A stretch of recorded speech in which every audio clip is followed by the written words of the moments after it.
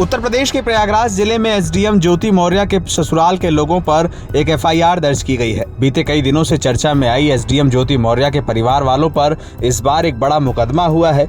मुकदमा ज्योति मौर्य के जेठानी शुभ्रा मौर्य की ओर से दर्ज कराया गया है। शुभ्रा मौर्य का आरोप है कि उनके ससुराल के लोगों ने उन्हें प्रताड़ित किया और उनके परिवार के लोगों पर यानी मायके वालों पर हमला किया। इसके अलावा ये तहरीर भी दी गई है कि ससुराल के लोग उन्हें दहेज के लिए परेशान करते हैं। ज्योति मौर्य की जेठानी शुभ्रा मौर्य की ओर से इस संबंध में 13 तारीख को प्रयागराज के धूमनगंज थाने में एक तहरीर दी गई थी। ज्योति मौर्य की जेठानी ने खुद एनबीटी से बातचीत में इसकी पुष्टि की है। उन्होंने ये भी कहा है कि ससुराल के लोग उनके मायके आकर परिवार के लोगों को परेशान करते हैं। ज्योति मौर्य की जेठानी शुभ्रा ने कहा है कि ससुराल के लोग उनके घर आते हैं, साथ में उनके पति विनोद मौर्य भी यहाँ पहुँचते हैं।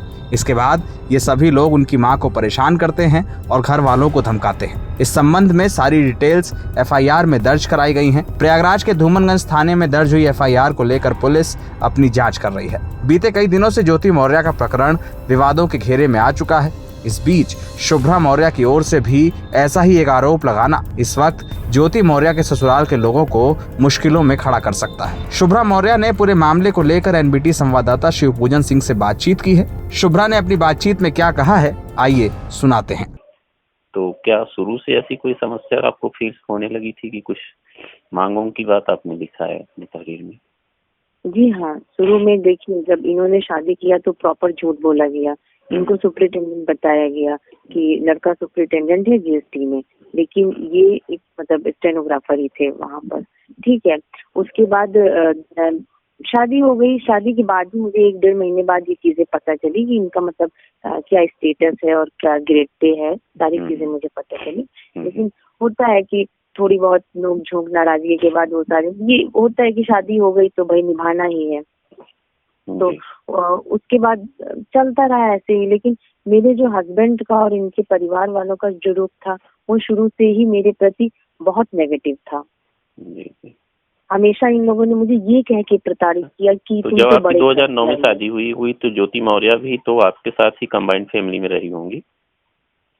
नहीं सर, मेरे हस्बैंड तक पुणे जोन में थे।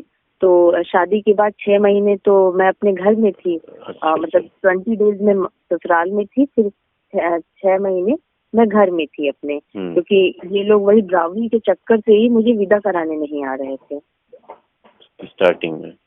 हाँ, स्टार्टिंग में। फिर बहुत मतलब कहने सुनने पे जब इन लोग की डिमांड पूरी हुई कि मतलब इतना जो पैसा था जो बचा था या मतलब बचा क्या था, शादी के समय ही सारा कुछ दे दिया गया था, लेकिन इनकी एक्स्ट्रा डिमांड थी कि मतलब हमारे यहाँ विदाई कराने में इतना देते हैं उतना देते हैं, ये सारी चीजें। तो जब वो चीजें पूरी हुई तब बड़ी मुश्किल में ये मुझे यहाँ से ले गए। फिर हम लोग कोल्हापुर रहते थे उस टाइम। लोग जिस तरह से दावा करके मीडिया के सामने आ गए, ये क्या ठीक था या इनका दावा सही है या इसमें भी कोई बात है? नहीं, मुझे तो बिल्कुल भी ठीक नहीं लगा। पहली बात तो देखिए, फर्स्ट ऑफ ऑल मैं ये कह दूं कि जो बातें घर के अंदर होनी चाहिए उनको आलोक जी ने इस तरह पब्लिकली किया, वो मुझे बिल्कुल पसंद नहीं आया।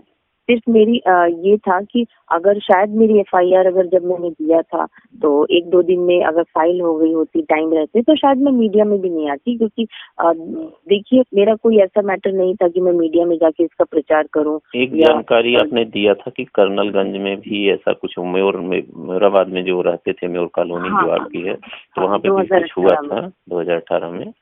तो उस समय भी आपका कोई सुनवाई नहीं हुई थी? नहीं सर, उस समय भी सुनवाई, मैंने एक रैंडम शिकायती पत्र उस टाइम पे जब मैं रात में 12 बजे उस शिकायती पत्र में भी आपने लिखा है कि मेरी एफआईआर फर्स्ट इंफॉर्मेशन रिपोर्ट दर्ज की जाए। हाँ, लेकिन ऐसा कुछ हुआ नहीं। वो ये लोग अशोक मौर्य जी और आलोक मौर्य जी आ गए, इन लोग और इनके पिताजी आ गए। इन लोगों ने मामला वहीं पे रफा दफा कर दिया और समझा बुझा के घर भेज दिया गया। अभी तो मुझे थ्रेटनिंग भी मिलने लगी है कि अगर तुमने एफआईआर लिखवाई तो मैं ट्रेन के आगे कूद की जान दे दूंगा और तुम्हें भी बदनाम कर दूंगा वगैरह वगैरह, इस तरह की चीजें मुझे। आप मानते हैं कि सेम आलोक के रास्ते पे चल रहे हैं? उनके कहने से तो ऐसे ही लग रहा है।